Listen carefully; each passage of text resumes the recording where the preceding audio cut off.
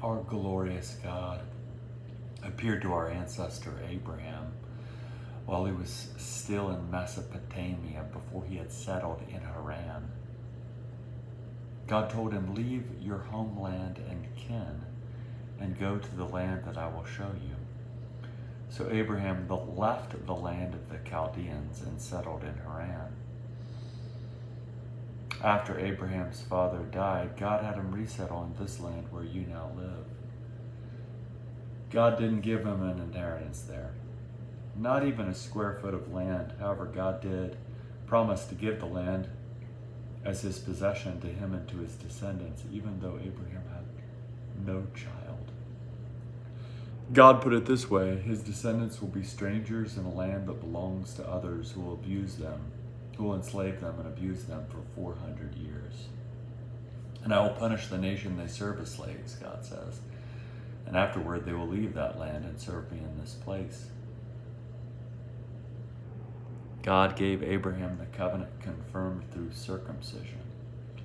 Accordingly, 8 days after Isaac's birth, Abraham circumcised him. Isaac did the same with Jacob, and Jacob with the 12 patriarchs. Because the patriarchs were jealous of Joseph, he sold him into slavery in Egypt. God was with him, however, and rescued him from all his troubles. The grace and wisdom he gave Joseph were recognized by Pharaoh, king of Egypt, who appointed him ruler over Egypt and over his whole palace. A famine came upon all Egypt and Canaan, and great hardship came with it. Our ancestors had nothing to eat. When Jacob heard there was grain in Egypt, he sent our ancestors there for the first time.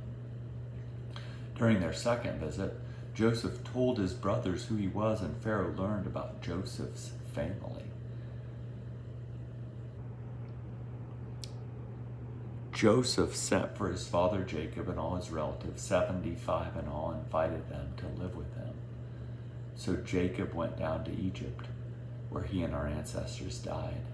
Their bodies were brought back to Shechem and placed in the tomb that Abraham had purchased for a certain sum of money from Hamor's children who lived in Shechem. When it was time for God to keep the promise he made to Abraham, the number of our people in Egypt had greatly expanded. But then another king rose to power over Egypt who didn't know anything about Joseph.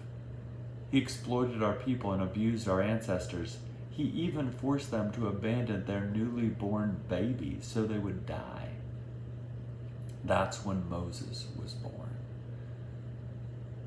He was highly favored by God, and for 3 months his parents cared